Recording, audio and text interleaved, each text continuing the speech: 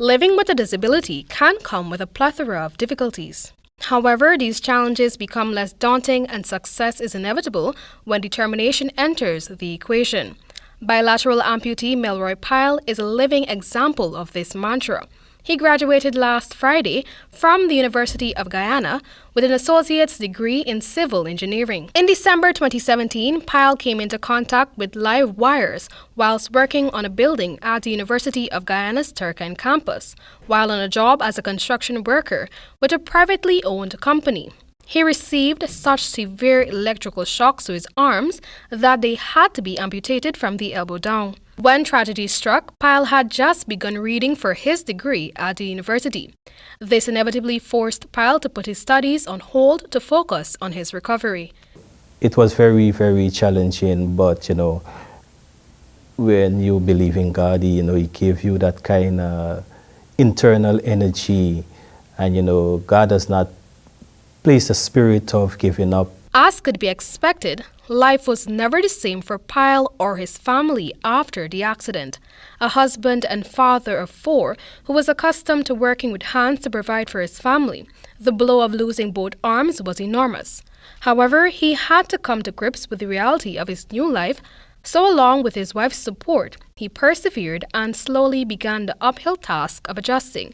However, tragedy struck again. In another cruel twist of fate, Melroy lost his wife, Tana, a schoolteacher last year, which left him with a daunting but necessary challenge of being the sole breadwinner for his children. Although working as a double amputee to provide for his children, while simultaneously attending university was a task, he knew that furthering his education would be beneficial in the long term, so he persevered. I woke up in the night like 2 o'clock in the morning, study, trying to recapture everything that I lost during that period, because after my wife died, I wasn't able to attend class for weeks, nearly a month or so. Melroy recounted that the uncertainty of ever working again was devastating.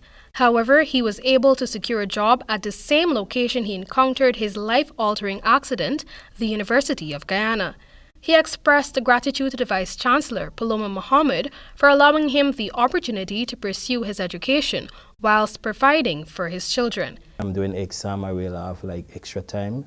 Like, for example, if an exam might be for an hour, I will have 2 hours to do it, because remember, I cannot write as fast as the other students because I'm using my prosthetic hands. Despite his disability, Melroy related that at no time throughout the extreme challenges was he ever tempted to give up. He encouraged other persons living with disabilities or anyone going through extreme challenges not to make excuses, but to pursue their dreams diligently and passionately. He is adamant that he was only able to succeed through God's grace. With all the things that I went through and did not give up, I don't think persons who, first of all, those people who not traveling any form of disability should not give up, because life, as it always pose challenges. His ultimate goal is to become a lecturer at the University of Guyana.